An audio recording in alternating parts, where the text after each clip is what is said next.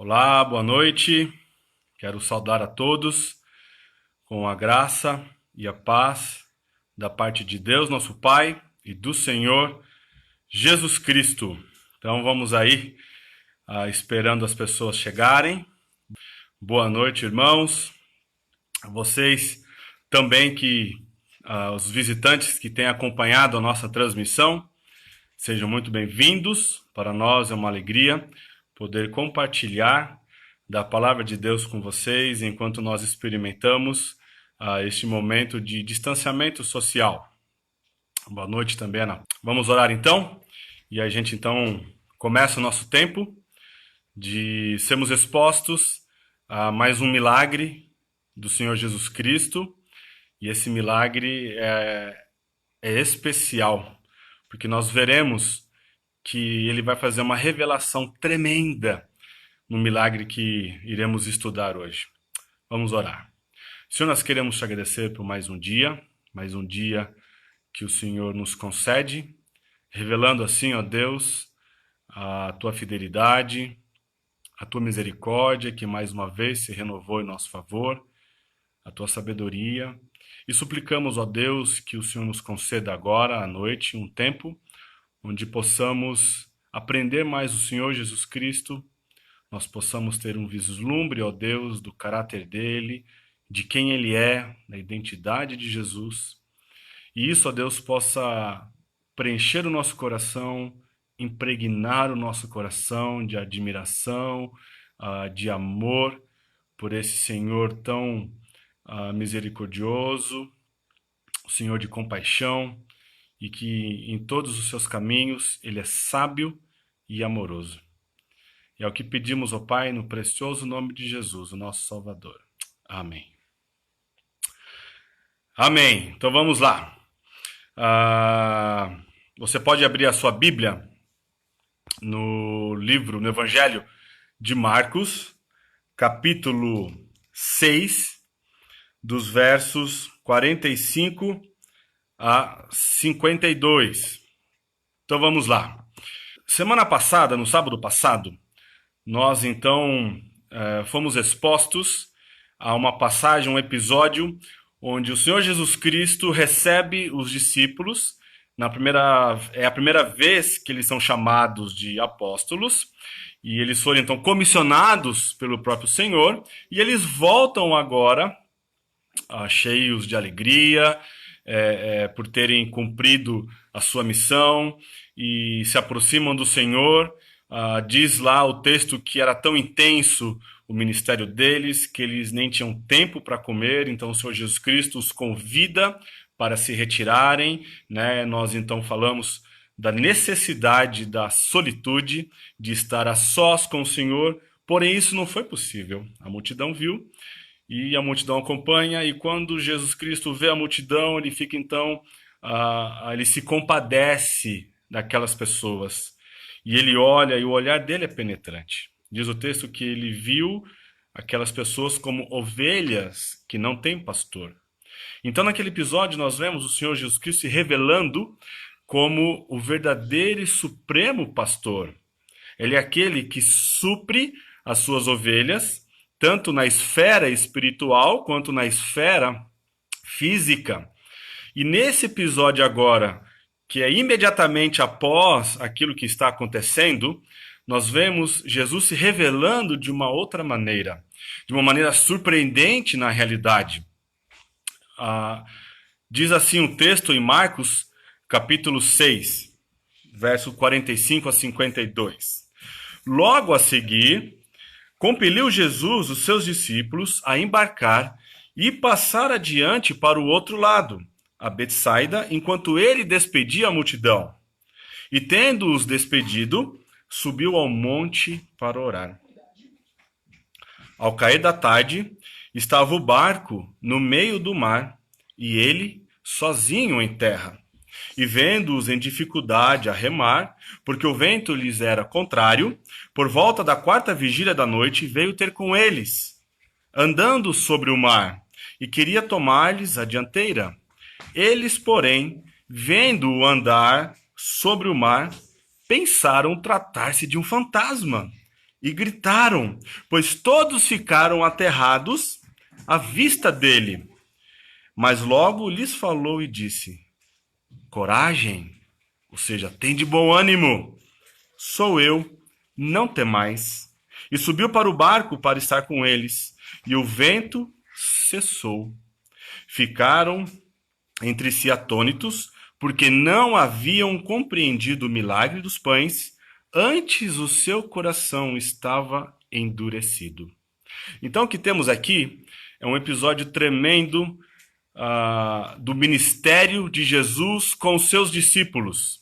Jesus, então, se revelará, ele se dará a conhecer como o poderoso Filho de Deus, aquele que transcende as leis da natureza para estar com seus discípulos que estão em dificuldades. Então, esse episódio foi objeto de intenso interesse de vários estudiosos.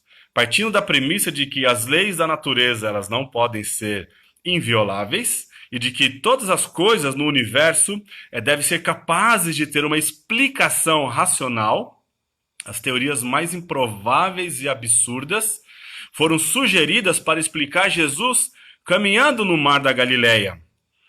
A busca, então, do Jesus histórico, de Albert Schweitzer, documenta as opiniões de vários estudiosos que julgaram essa história uma ilusão de ótica. Olha só onde o homem chega para tentar explicar aquilo que é inexplicável. Somente o poder de Deus pode explicar isso.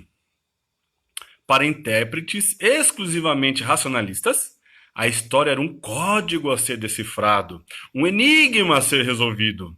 O efeito dessa preocupação foi limitar as possibilidades da história a praticamente eclipsar o seu significado.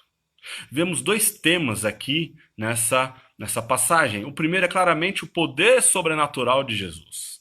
Enquanto Marcos continua construindo a imagem de um Jesus que, embora pudesse andar, pudesse comer, pudesse descansar, dormir com seus discípulos, ele é, no entanto, mais do que um ser humano comum. Ele não é qualquer homem. Ele é homem, 100% homem, mas também ele é algo mais.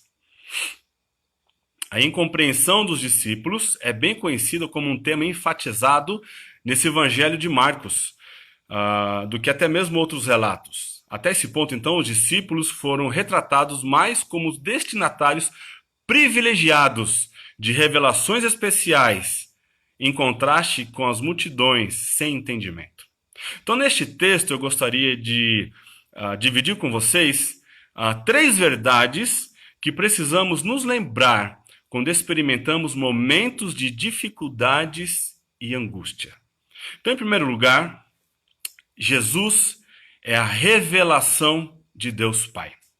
Veja, o texto diz que Jesus então impeliu os discípulos a atravessar o mar. Marcos não dá a razão da motivação de Jesus, mas em João capítulo 6 diz assim, verso 15: sabendo, pois, Jesus que estavam para vir com o intuito de arrebatá-lo para o proclamarem rei, retirou-se novamente sozinho para o monte. Então aqui está a declaração dessa compulsão, dessa decisão apressada de falar para os discípulos, entrem no barco, atravessem o mar da Galileia, que na realidade é um grande lago, né? E vão para o outro lado. Jesus estava querendo ali mostrar de que ele havia feito a leitura da motivação do coração daquela multidão, que era proclamá-lo rei. E Jesus também conhecendo o coração de seus discípulos, que ainda não compreendiam a sua missão. Eles achavam que Jesus era alguém que iria libertá-los do poder e do império e da opressão romana. Havia todo um sentido político e nacionalista no coração daqueles discípulos. Jesus então impele eles a peguem o barco e atravessem o mar da Galileia, e eu encontro vocês do outro lado. Os 12 então ficaram encantados ao ver o plano de Jesus sendo executado. Jesus então separa a multidão. Agora, acho que a gente pode descansar um pouco. E Jesus então despede sozinho a multidão, a fim de dar-lhes para os discípulos uma nova revelação do tipo de rei que ele realmente é. Somente Marcos afirma que Jesus viu os discípulos. Então ele sobe ao monte para orar. Nós já vimos essa necessidade, essa solitude de gastar um tempo em comunhão, e Jesus faz isso. E Jesus faz isso porque ele foi tentado por Satanás a receber essa proclamação de rei. E aqui, novamente, ele estava na iminência de que isso acontecesse, então ele sobe para orar. Ele é dependente do Pai. E ele lida com essas questões em comunhão com o Pai, orando e buscando o Pai. E lá de cima, o texto diz que era noite, acontece uma tempestade furiosa. O Mar da Galileia ele fica a 220, mais ou menos, abaixo do nível do mar. E ele é cercado por montanhas altas, escarpadas, e de tal maneira que quando ali sopra um vento, aquilo se torna um caldeirão. Ele está abaixo, vem então normalmente uma frente fria do Monte Hermon, que está a mais de 2.400 metros, se não me falha a memória. Então, quando chega aquela frente fria, com o calor daquele lago, acontecem tempestades violentas e imprevisíveis. Então, Jesus está lá no monte e, alta hora da madrugada, ele enxerga os discípulos sofrendo. Portanto, era uma visão sobrenatural. E o texto diz então que Jesus ele anda sobre as ondas. E andar sobre as ondas, no entanto, é algo que somente Deus pode fazer. Eu espero que eu consiga mostrar para vocês aqui isso. Jó capítulo 9, verso 8 diz assim: Quem sozinho estende os céus e anda sobre os altos do mar? Isaías 43, 16 diz assim: Assim diz o Senhor, o que outrora preparou um caminho no mar e nas águas impetuosas uma vereda, um caminho. Então, quando Jesus vem andando sobre as águas, ele compartilha do poder ilimitado do Criador. Portanto, em primeiro lugar, o que nós temos aqui é que Jesus é a revelação do Deus Pai. Quando Jesus então vem andando sobre as ondas, ele compartilha desse poder. Abacuque capítulo 3, verso 15, diz assim: Marcha com os teus cavalos pelo mar, pelas massas de grandes águas. Então a imagem de Deus pisoteando o mar transmite o seu poder de controlar o caos dos mares para salvar o seu povo Israel. Naquela cultura e nas culturas do Antigo Oriente Próximo, o mar era um poder incontrolável. O mar era um caos que ninguém podia controlar. E o texto então vai e diz que Jesus ele está então tentando agora ir adiante, passar adiante. E esse verbo passar aqui, no texto que foi escrito, na língua que ele foi escrita, quando ele é conectado com uma divindade, olha só, ele refere-se a uma epifania. O Antigo Testamento registra que Deus fez aparências impressionantes e temporárias no reino terrestre a um indivíduo ou a um grupo selecionado com o objetivo de comunicar uma mensagem. Este verbo, então, ele ocorre em duas passagens principais no Antigo Testamento. Em Êxodo 33, naquele momento maravilhoso, né, quando Moisés fala para Deus mostrar a sua glória. Moisés não se continha em ver demonstrações de poder sobrenatural.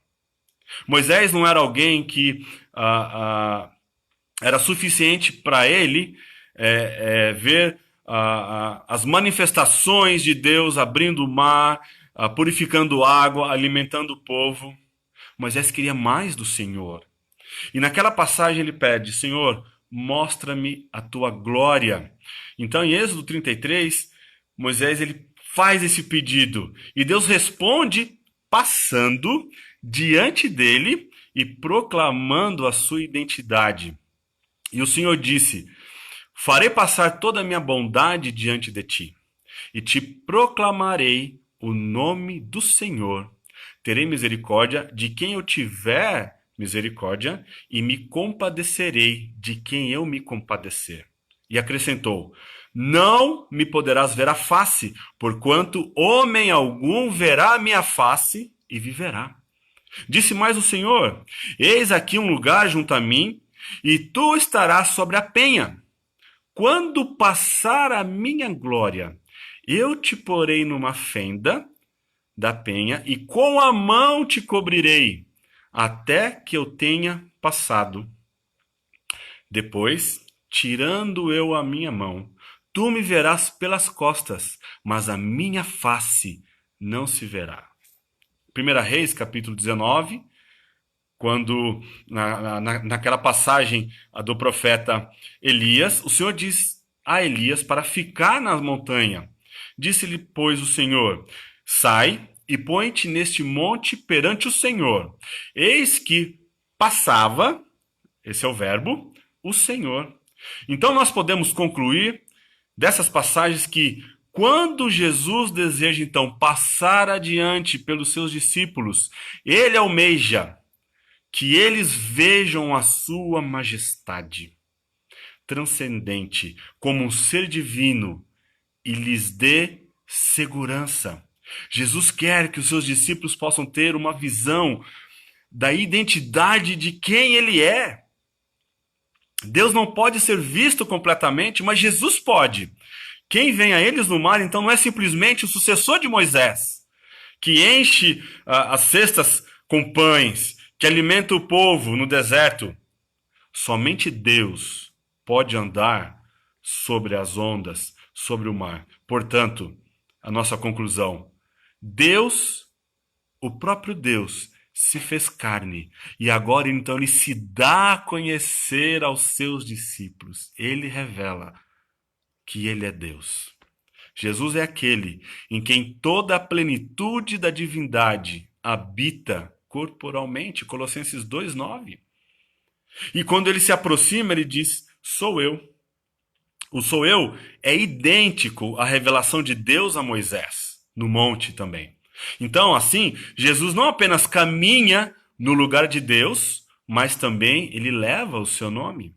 Portanto, Jesus quer mostrar a seus discípulos um vislumbre de sua divindade, a fim de ajudá-los então a desvendar as pistas de sua identidade. Eles não seguem um grande profeta, eles não estão seguindo um simples curandeiro, eles não estão indo atrás e aprendendo de um super-herói, mas o próprio Filho de Deus. Agora, por que essa revelação é importante? Irmãos, é importante porque Jesus faz o que nenhum ser humano pode fazer. E Jesus fará o que nenhum ser humano também pode fazer, que é redimir a humanidade da escravidão de Satanás e do poder do pecado.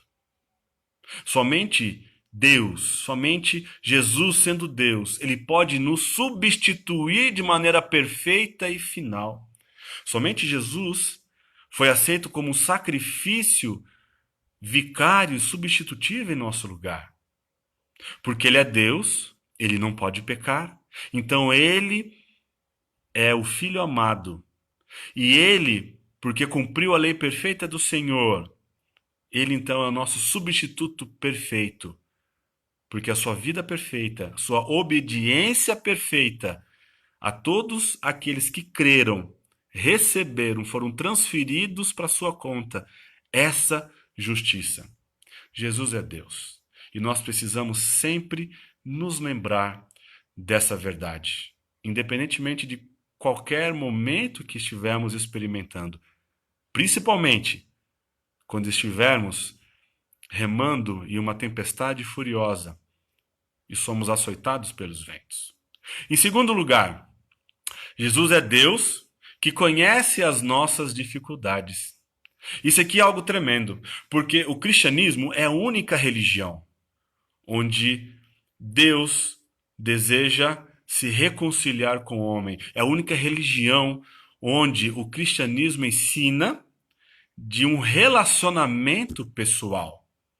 Então, o que está acontecendo aqui é Deus indo até aqueles discípulos que estão cansados e exaustos, e ele então tem um tempo ali com eles. Então, quando eles começaram a viagem, obviamente o céu estava claro, né? Aliás, no finzinho da tarde, não havia nenhuma tempestade próxima, não havia nenhuma previsão do tempo de tempestade, tudo era bonito. Havia entre aqueles apóstolos homens experimentados naquele local. Pelo menos 4 deles eram homens que conheciam muito bem aquele mar, aquele lago, não é? Eles içaram as velas e então esperavam ter uma viagem agradável e logo atravessar e poder descansar. Mas isso logo mudou. Uma daquelas tempestades repentinas, pelas quais esse lago é conhecido, desceu e aquilo se tornou então uma experiência angustiante. Isso é familiar para você? Num dia está tudo bem, tudo tranquilo, as coisas seguem o seu curso normal, uma expectativa de uma economia em aquecimento, e no dia seguinte, notícias, uma mudança completamente diferente. Nós vemos nuvens escuras se formando no céu. Então, para nós é didático e pedagógico o que está acontecendo com os discípulos. Mateus, num relato mais preciso, ele escreve literalmente que o barco já estava longe, açoitado pelas ondas. E Marcos usa o mesmo particípio aqui quando se refere aos discípulos, ou seja, não é, no caso de Mateus, o barco está sendo açoitado, no caso de Marcos, os discípulos estão sofrendo, estão recebendo essa agonia, esse açoite, vamos colocar assim. Tantas horas eles haviam trabalhado, remado, eles devem certamente ter chegado ao ponto de exaustão. E se a gente se lembrar de que o episódio imediatamente anterior a eles dizia que eles estavam cansados e que nem mesmo tinham tempo para comer, sem alimentação ainda, né? Talvez ali com pouca alimentação, porque eles estavam servindo aquela multidão, a exaustão era uma realidade. Mas agora, quando a força e a esperança estão quase acabando, Jesus, ele veio ter com eles. Ele queria passar adiante deles. Então Jesus queria que os discípulos, ao Jesus passar por eles, que Jesus fosse convidado para entrar no barco. Ele trouxe ajuda pertinho deles, por assim dizer. Ofereceu a eles, mas eles receberiam apenas essa ajuda se desejassem e pedissem. Andar assim, passar perto pelo barco, não era pretensão da parte de Jesus apenas. Jesus está provocando esses discípulos a convidá-lo, a que Jesus faça parte daquilo que está acontecendo e que Jesus seja suficiente para eles. Alguns podem encontrar conforto em saber que, mesmo quando não vem Jesus, Jesus os vê e chega na hora da necessidade. É um pensamento que há algum tipo de consolo e conforto. Muitas vezes, Cristo ele pode passar por nossas vidas de maneiras que deixamos de ver e que podem nos assustar. Como o vemos quando lutamos nas horas escuras da noite nesta era atual, cercados pela oposição e açoitados pelo vento, só pode ficar claro quando nós olhamos para trás, como aconteceu com aqueles primeiros discípulos. Lembre-se da sua história. Quando você pensou que o Senhor havia abandonado você, quando a tempestade se formou e você era então açoitado pela intempéries, você talvez tenha sido visitado por pensamentos de que o Senhor havia abandonado você.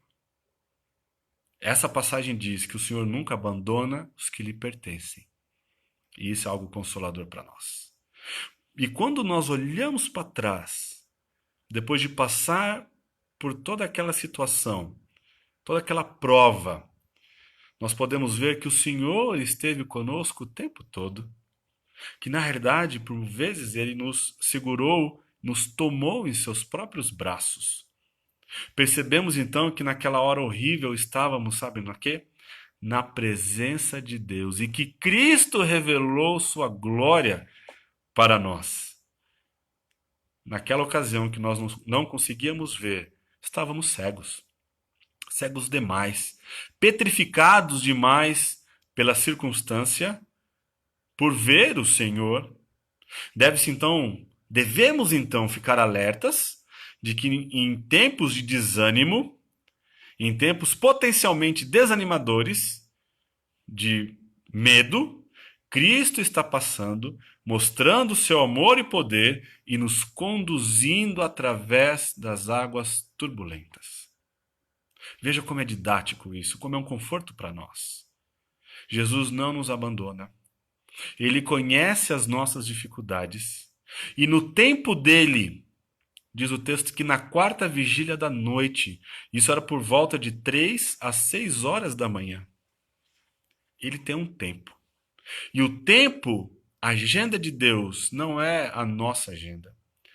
E, portanto, na agenda de Deus, ele vai até o nosso encontro.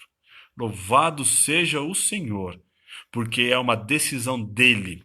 Não somos nós que nos aproximamos de Deus nesses momentos. Muitas vezes estamos tão petrificados de medo. Louvamos o nome do Senhor por essa condescendência, por essa compaixão, por esse amor. Em terceiro lugar, Jesus é o Deus da paz. Quando Jesus se aproxima e eles fazem contato visual com Jesus, eles pensam que é um fantasma. E é interessante que a palavra no grego é exatamente essa, fantasma. Então Jesus, para acalmá-los, ele fala com eles. E remove então essa superstição. Meus irmãos, em momentos de tempestades, nós precisamos ouvir a voz do Senhor. E a voz do Senhor se faz ouvir, primeiramente, em Sua palavra. Quando nós abrimos a Sua palavra e nós oramos para que o Espírito Santo nos mostre o Senhor Jesus, Ele vai falar conosco.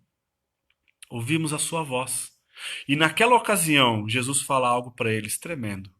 Tende bom ânimo. Outras traduções trazem coragem. Não temais. Sou eu.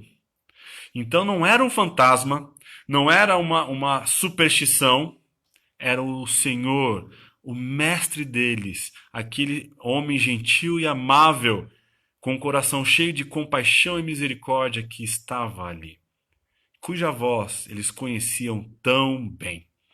Somente então, quando Jesus se junta aos discípulos no barco, a tempestade diminui. E isso é fantástico. Quando nós comparamos com o episódio de Marcos capítulo 4, Jesus ele repreende o vento e o mar. Acalma-te, aquieta-te. Agora, nesse episódio, Jesus não faz nenhuma repreensão ao mar, e nem mesmo nenhuma repreensão ao vento, e nem aos discípulos. Ele entra no barco. E o fato de ele entrar no barco, a tempestade se vai. Ela é dissipada. Isso é tremendo. Portanto, estar com Jesus é uma segurança para nós. Estar com Jesus, a presença dele, é o que nós mais precisamos. Precisamos ouvir a voz do Senhor. Precisamos perceber a presença do Senhor. E quando nós temos isso, nós experimentamos uma paz que transcende ao entendimento, que transcende a compreensão racional. Nas tempestades, nas adversidades e derrotas, a autossuficiência humana é revelada pelo que ela é: insuficiência. Por mais experiente que fossem aqueles homens, eles não podiam lidar de maneira correta. Eles não podiam solucionar a sua questão. Somente Jesus. Isso mostra a nossa fragilidade. Quanto nós somos frágeis. Nós precisamos de alguém que é todo suficiente. E o nome dele é Jesus. E ele é Deus. E por ele ser Deus, o Todo-Poderoso, o Criador dos céus e da terra, ele pode então dar essa paz, conceder essa paz, porque ele é o Deus da paz. Ele é o príncipe da paz. Portanto, em Cristo nós encontramos tudo o que precisamos. Ele é todo suficiente para nós. Gostaria de colocar mais um pensamento aqui de um estudioso. E ele diz o seguinte: uma coisa que ninguém pode passar despercebido neste milagre. Jesus claramente se importa com seus discípulos. Ele vê a angústia deles, chega até eles na parte mais escura da noite, quando estão tendo problemas na parte mais profunda do lago. Ele mostra, Jesus, a sua paciência quando eles não conseguem ver o que tudo isso significa, mas recuam com medo.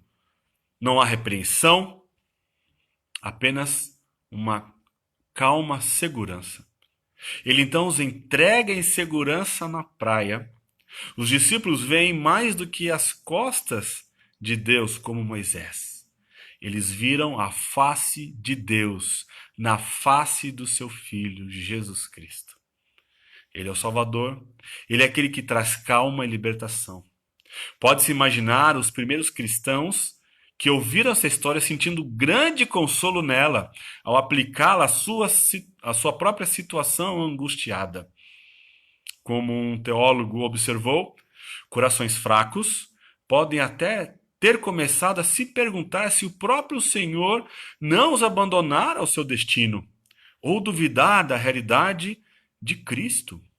Eles devem aprender com essa história que eles não são abandonados, que o Senhor os observa sem mesmo serem vistos, e que Ele mesmo, nenhum fantasma, mas o próprio Deus, o vivo, o Deus Altíssimo, o Mestre, o Senhor da criação, certamente virá para a sua salvação, mesmo que seja na quarta vigília da noite. Portanto, meus irmãos, eu quero concluir aqui o nosso tempo, que Jesus é a revelação de Deus Pai.